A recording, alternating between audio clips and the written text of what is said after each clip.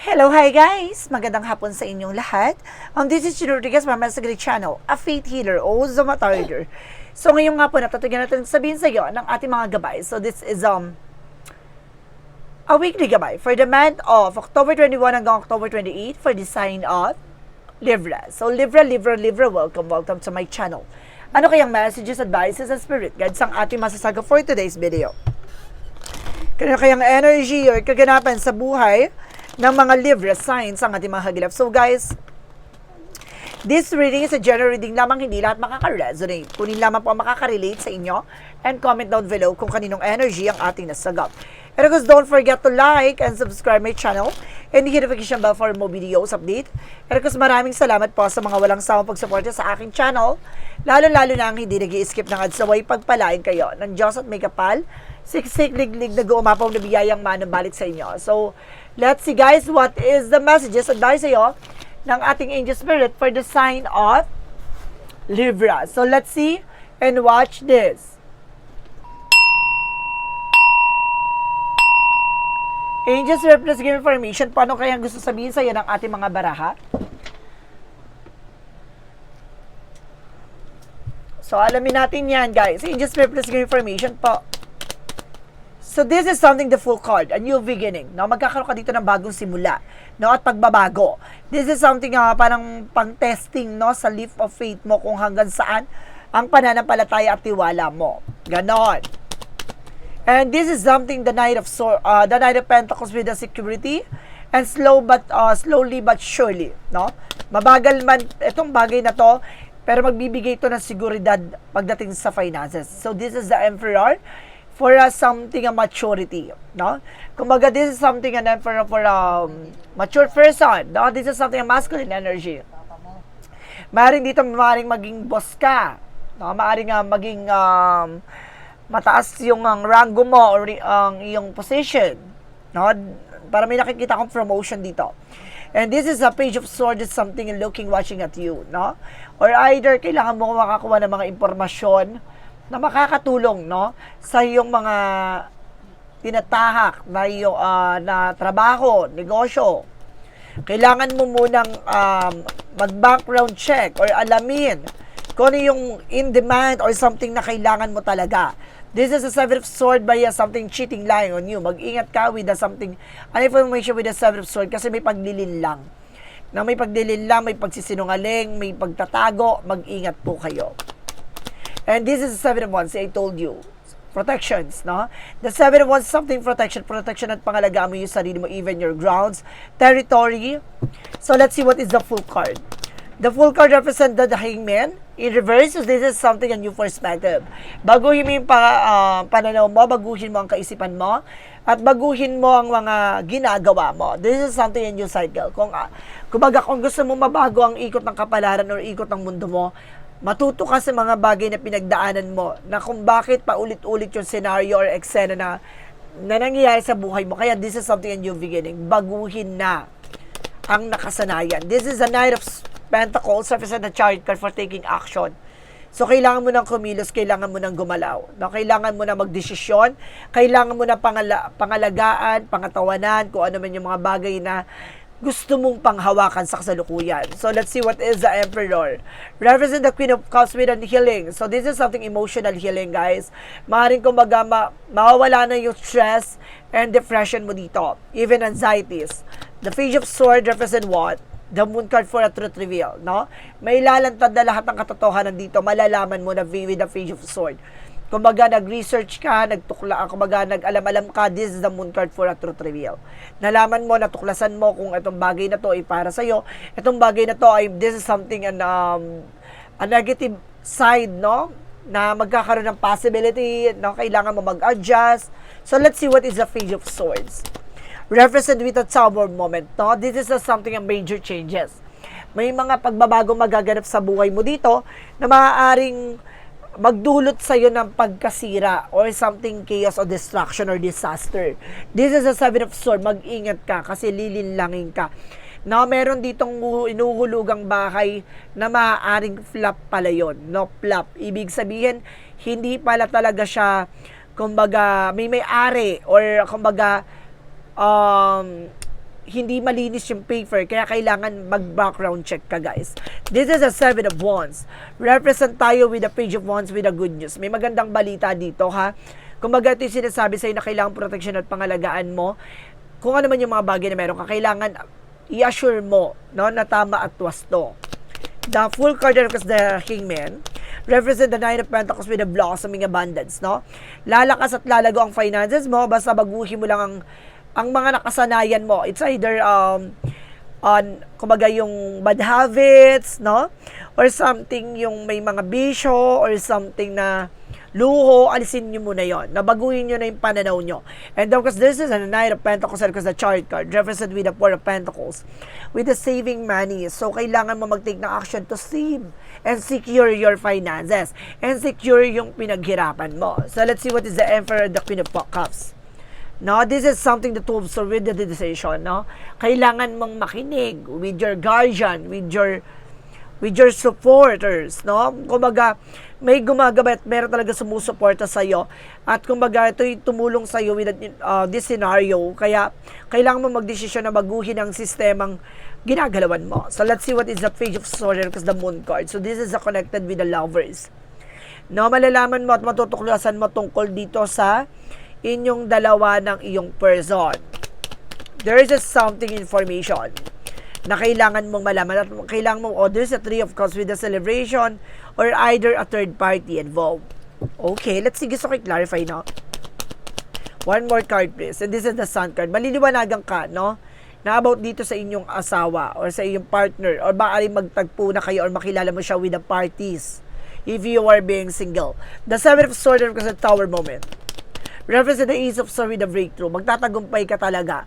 No? Kumbaga, etong bagay na to masusungkit mo. Kumbaga, bago pa mangyaring kasinungalingan o panluloko o panlilinlang, ngayon pa lang nasira mo na, no, yung plano nila. Kaya pala biglang there's a truth reveal talaga. So, let's see what is the 7 of Wands and the Page of Wands. So, ibig sabihin, itong 7 of Wands is a protected and the Page of Wands good news. So, ibig sabihin dito, bago pa mangyari yung paglilinlang, bago pa mangyari yung panluloko, na gawa mo ng malaman, no? Na yun pala yung hidden agenda or kumbaga mystery behind, yung secrets, no? May sikreto pala tong hindi maganda, gato ganyan. Bago ka mahulog sa bitag or mahulog dun sa eksena na yon, nalaman mo na kagad with the Page of Wands, no? And the 6 of Cups with a friend of yours, no? Kumbaga parehas kayo ng ano dito, ng thoughts, no? Ng iniisip, parehas kayo ng naranasan. So let's see what is additional messages tayo with the outcome. There's an Ace of Cups and a 10 of Swords. No? There's a backstab. Meron dito, guys, ha? Mag-ingat kayo with your person. Meron dito, kumbaga ano siya? Kumbaga, pumasok sa relationship hindi dahil para mahalin ka. No? Para merong something na hututan, no? It's either international, ganyan. No? Mag-ingat po. Additional messages. And the justice will be served. Don't you worry, there's a justice with the Libra signs, with the justice card. Balance, no? Magiging balance ka. No, pagdating sa love life, madalas ka kasi tinatraidor. And there's the high physis, no? There's something hidden agenda. And of course, this is something unexpected moment, no? Malalaman mo kung sino yung nagiging traidor pagdating sa relasyon. May ganon, ha? So, let's see additional messages. Or either perfect ka naman sa love life, but definitely, pagdating sa family-related niya, negative. So, pagdating naman dito sa finances, so this is a 9 of Cups with an offer, and the 4 of Wands something celebration. No? Magiging maganda ng takbo ng iyong negosyo, basta magkaroon ka ng kumpiyansa, at maging passion mo, no? Kung ano man yung mga bagay na ginagawa mo. Kailangan, buong puso mong ialay, no? Yung sarili mo dyan sa ginagawa mo. Dyan mag-work talaga yan. Mag-bloom talaga yan. Additional messages. Pagdating sa love life. Sa love life, there's a 6 of Swords with the transition. Kailangan nyo na makalaya dyan with the toxic family. This is a 10 of Pentacles with a long term. No? Financial security. And of course, there's a long-term relationship. Transition with the 6 of Swords. Kaya kayo, there's a devoted for the person. Mahal na mahal ka na person mo or mahal na mahal mo yung person mo. But, meron ditong negative energy ako na sense with the family. Additional messages tayo with the health. So, this is a 10 of Cups and because the 3 of Swords, no? Some of you guys, no, kumbaga masaya na may pamilya, and of course, nagkakaroon ng self-sabotage that because of this pain. No? Kumbaga, meron kang tinitiis na, kumbaga, nararamdaman. Meron ako na sense dito sa puso na maaring, kumbaga, kumbaga nag-i-enlarge, no? Meron din ako na sense dito na maaaring, okay, kaya siya nag-i-enlarge, guys, kasi, kumbaga yung ugat hindi dumadaloy ng perfect, yung circulations, no? Kaya kailangan nyo magpa-check up, maaaring lumalapot ang dugo nyo. Additional messages tayo. One more card, please, to clarify this energy. And this is the Eight of Cups, no? Something let go. I-let go mo rin yung mga unhealthy habits, no? So let's see, unhealthy habits even sa trabaho, sa negosyo, sa pagkain, no? Isa pa yan. Additional messages with the magical fair messages. And there's a patient, please, kailangan nyo habaan ng pasensya nyo, no? And there's an everything is okay. Don't you worry. It's all working out in a beautiful way. So lahat ng mga bagay na to kumbaga nangyayari to, no, may dahilan at maganda ay kahihinatnan. So let's see. For synchronicities, night vision. Unti-unti mo nang masisilip, unti-unti mo na makikita ang mga changes, development, and there's a river for flow. No, dadaloy na talaga. Hindi siya magi-stuck sa isang scenario lang. No, gaganda ng takbo ng eksena mo, gaganda ng negosyo, hanap buhay mo in all aspects, no? And this is something fall. Now, ibabagsak sa'yo, iuhulog sa'yo yung mga bagay na gusto mo and what you deserve. Ganon. Mangyayari siya, mag-flow siya. It's either financial flow or opportunity flow. So, let's see what is a yin and yang oracle card. And there is a comfort zone. Kailangan nyo talaga kumawala sa comfort zone. And this is a masculine energy. Also, Libra signs, no? Maaaring kumbaga, ikaw ay Libra na lalaki. Maaaring konektado sa'yo. It's a good part. Kailangan mo lang, kumbaga, aralin, no? Kung ano yung gustong sabihin ng ating gabay, no? Kumbaga, kailangan mo i-analyze to. Kung ano yung mensahe sa'yo, kailangan mong maging aware. And this is a masculine energy. Maaaring yung person mo is very masculine, no? And because this is something justice with karma. Talagang, oh my God, sa Libra talaga, guys, hindi nawawala ang karma talaga. No? Kumbaga, it's either a balance for karma na maaaring magbigay ng magandang karma sa'yo or bad karma. No? Kaya kailangan maging aware sa lahat ng actions kasi lahat ng gagawin mo ay maaaring bumalik sa'yo. No? For Romance Angels, for Mystic Love Oracle deck. And this is something crossroad. No? Kumbaga, tuloy-tuloy lang. This is something right directions. Tama yung ano mo, yung daan mo, no? Iba man yung pinagdaanan nila, pero iba yung daan mo. Pero at the end of the road, kumaga magjo-join kayo with the light, no? And this is something a reconciliation. Meron ditong rebuilding, no? Meron ditong naghiwalay at nawari nagkabalikan. And this is something single parent. Meron naman dito single parent, guys. No? So let's see what is additional messages for Archangel Michael messages. Archangel Michael messages for you is have confidence. See, kailangan mo lakasan ng loob mo, maging matapang ka. And this is something, it's time to leave the unhealthy situation na kailangan nyo na makalaya sa hindi magandang sitwasyon. And you're on the right path. Nasa tamang direction ka talaga. Diba? Lahat ng mga bagay na to ay nangyayari ay may dahilan. So let's see what is additional messages with an angel spirit. Mysticism. Meron talagang something mysterious. Now, in pace, may humaharang. Mag-ingat kayo. No, may humaharang dito ng iyong mga plano or may sumisira ng plano mo. And this is a guess. No, mag-ingat kayo sa mga pinapapasok nyo sa buhay nyo. May kontrabida. May bida-bida. Mag-ingat kayo ha for pag-entertain and pag-interact ng mga tao sa paligid nyo. For Monsology. Pwede kang kumbaga, kausapin o yung mga tao na yun, pero wag kang magtitiwala. And there's a Monsology represent na luck is in your side, no? Kumbaga, nandito talaga ang karma talaga. No? Double clarification with the karma. Luck is in your side and nag-represent with a good karma. Na pinapakita dito sa likod ng mga pinagdaanan mo, sa likod ng mga nangyayari sa'yo, pumapabor pa rin sa'yo yung sitwasyon. And this is something, hold your vision. Panghawakan mo yung gut feeling mo. Panghawakan mo yung sinasabi ng isip at puso mo sa mga bagay na nangyayari sa kasalukuyan mo. May mga vibrations, instinct, visions kang nararamdaman. And this is something, have faith in your dreams. Basta magtiwala ka sa mga pangarap mo. Kailangan mo nang tutukan ang sarili mo. Kasi hindi ka mag-grow bilang isang tao. No? Alamin mo kung paano ma-develop at magbabago yung circulation ng iyong buhay. So let's see what is the angels messages. Angels answer represent a wait. Marunong ka dapat maghintay, no? Kumbaga, takes time. Kailangan mo ng oras, no, para gugulin tong bagay na to, na para may sa katuparan yung pangarap mo. And this is something within the next few months. Sa mga susunod pa na buwan, kailangan mas klaruhin mo kung ano yung talagang target intentions mo, no? And this is something of compromise. Dapat meron ka ditong pinangako, meron ka ditong something na parang contract na kailangan ko to, ganto ganyan, 'di ba? To keep yourself balanced.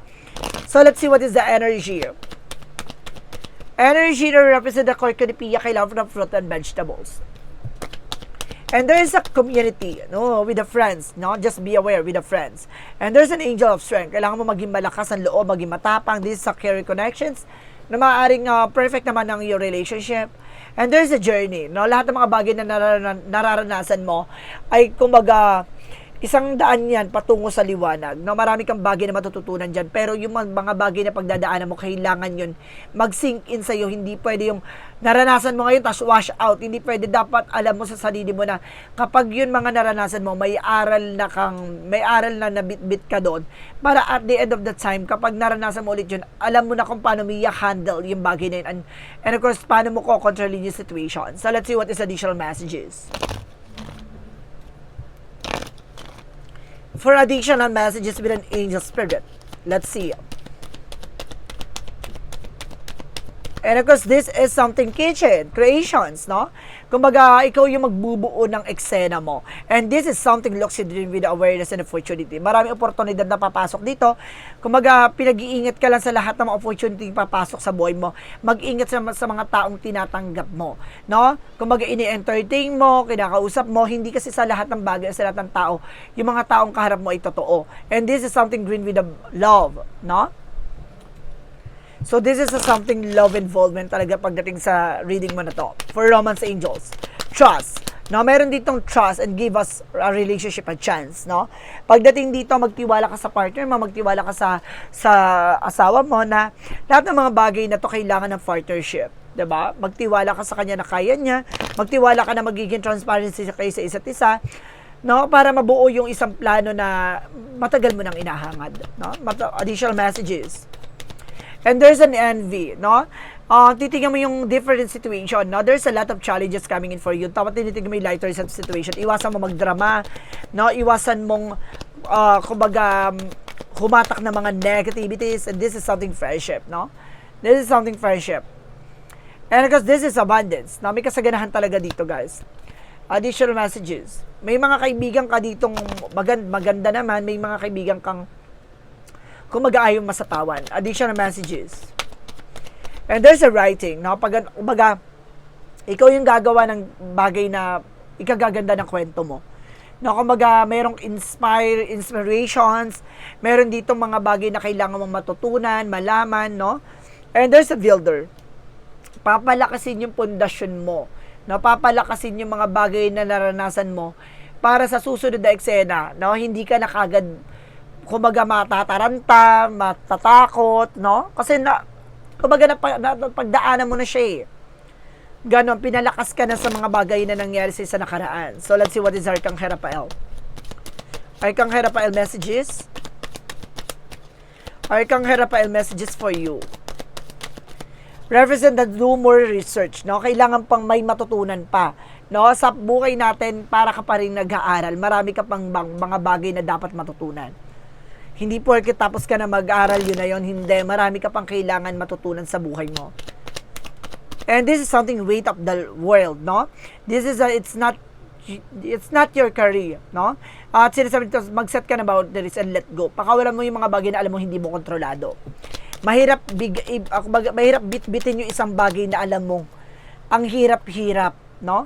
Lalo-lalo na yung mga bagay na binibit-bit mo tapos inaabuso ka. Kaya kailangan maging ingat sa mga opportunities na tinatanggap.